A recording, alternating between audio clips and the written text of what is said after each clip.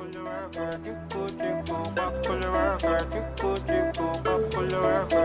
Touch TV, Channel TV, collaboration. We do this stuff. Football is our life, guys. And we've just finished the Nigeria versus Cape Verde game. Can you see the pitch? Can you see the pitch? Let's get in the pitch. Let's get in the pitch. Let's get in the pitch.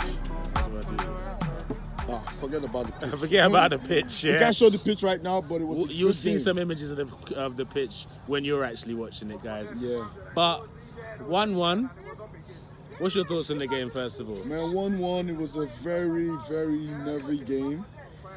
During the first minute, I thought that the floodgates were going to open when we scored early, but we lost concentration. We considered the goal immediately after we scored, and which was a disappointment. But we saw it through.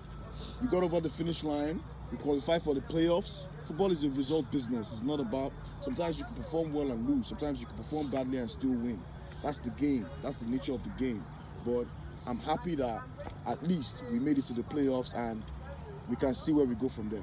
So in the Tunnel TV studio, we were talking about our lack of style of play, our lack of team cohesion in the last game against Liberia. Did you see any signs of that changing today, or was it the same? I saw a lot of pedestrian football. I saw a lot of lazy football. I saw a lot of football that lacked innovation. I think Nigeria has a creativity problem. We need a midfielder, we need a playmaker that can come and make things happen. We don't have those kind of players. We have players that collect the ball. Yes, we win the ball very well. But once we win the ball, we play a long ball. We don't play the short pass, we don't play to the nearest man. We don't look for the smart thing to do. We're always looking for the easy, mundane, routine, route one system, which it is not smart enough. It doesn't work. It doesn't work. It's very boring. We're Nigeria, for fuck's sake. So you mentioned something about a creative midfielder. A few years ago, a lot of the nation's hopes was pinned on the progression of Alex Iwobi. Everyone said he's going to Everton. He finally maybe be able to play as a number 10, which is his favourite position, and that would benefit the national team. Do you think since leaving Arsenal, we've seen that level of maturity from him? I've not seen that level of maturity. I've not seen that level of skill. My problem with Iwobi is that he needs to step up technically.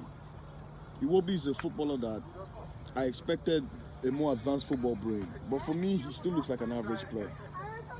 Yes, he's one of our bright talents in Nigeria, but he needs to step up. Facts. Because if you look at the past, you look at people like Kanu, you look at people like Okocha, you look at people like Sunday Olise, those guys were dynamic. Iwobi is not dynamic enough for me. Iwobi cannot take the ball and beat three players. There's nothing about his game that stands out. Yeah. Not got a great pass, great dribble.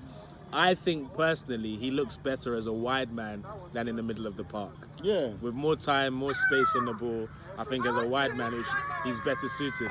But what I will say, as much as I didn't like our gameplay today, there was one player that I finally got to see up close and personal live, and he's on his way to being a world-class striker. I wouldn't give him that tag just yet, but he's definitely on his way. Victor Osimhen, what's your thoughts on him over the last two games? Victor Osimhen is a leader. Victor Osimhen is a prolific striker for Nigeria. Victor Osimhen is a player that he carries the team. You can see it. Him and Iheanacho. Iheanacho is somebody that we also have to give a shout out to. But you can see that Victor Osimhen carries this team. If Victor Osimhen is not playing, if Victor Osimhen is not on it, we are not a side that is functional. We're not a threat. Exactly. And today you could see it from the first minute he was on it, he scored. He was shouting at the players. Yeah. He was telling the players, clear the ball, pass the ball here, move it here, move it there. You can see that he's the only one on the pitch who wants to lead by example. Yeah, facts. So You know? I would say that he's one player that is embracing, I play for a big club in Europe. I need to come for my national team and perform. Yeah. There's no excuse. I mean, if you play for a lower league club, I'm not saying you have a chance to take a night off, but he's really leading from the front. I play for a big team, so I have to give big performances for my national team. And he did that over the last two games for me. Yeah, he's been doing that for a while, and he can only get better. He's young, and hopefully if he keeps on impressing in Napoli, he will go to a bigger team, he will improve. But right now, as a number 9 for Nigeria, he's our Rashidi Yekini. Basically. He's definitely giving me those vibes. He's the man that makes things happen. If Osimhen is not making anything happen, if Osimhen is not playing well, there's nothing really happening for Nigeria and the Super Eagles. So he's a striker that I wish him the best. I know he can only get better, and I'm very, very happy that he's on my side. For sure.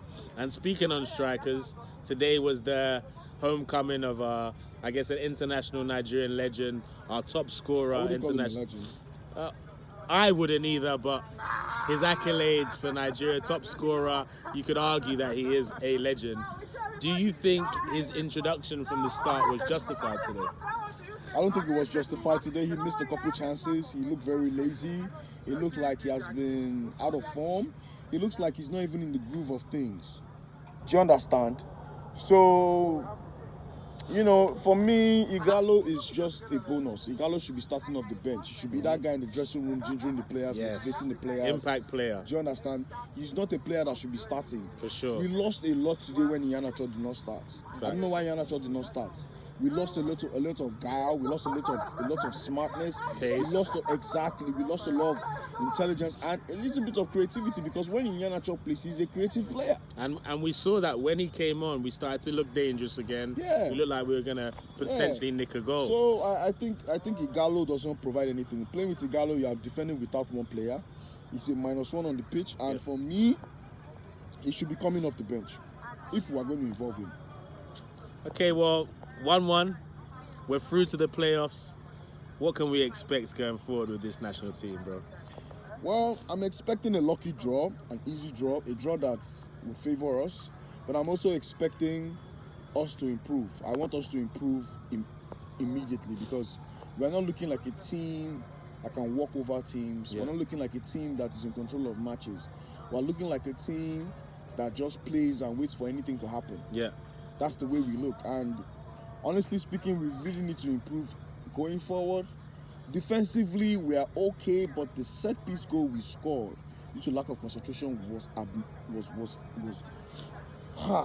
terrible. We should not be conceding those kind of goals in this level, especially after going 1-0 up. Especially against Cape Verde. Exactly, that is so amateurish, and hopefully we get to improve. We go back on the training ground. We rectify these mistakes and we move forward. I don't know who we're going to get next, but whoever we get next, I hope it's a very easy draw, and I hope it will take us to the World Cup. For sure. And I would say closing is that Osimhen clearly shows that he's taking it upon himself to give it his all. The rest of the players need to understand this coach is not creating a system. You need to just do your own thing. Yeah. Maybe have a meeting privately and figure out how you can make this team work until we get rid of this coach. The next game for Super Eagles, I think, is in January. We've got a lot of time. Look, a few new players. Hopefully, Eberechi Eze, he might be in the pipeline for maybe a call-up come January, because I heard he's back in training. Sorry to cut you short. Why is Eze not starting? Well, Eze right now he's not officially picked Nigeria. He's been injured. He's just come back into into training. With Crystal Palace.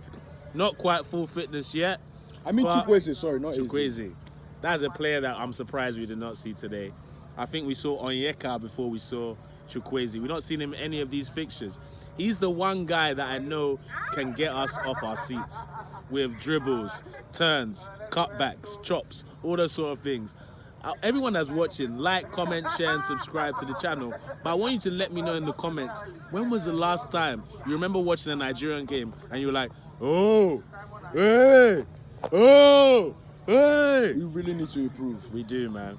But hopefully by our next game we have One Touch TV, Tunnel TV, over and out. Live from the Teslim Balogun Stadium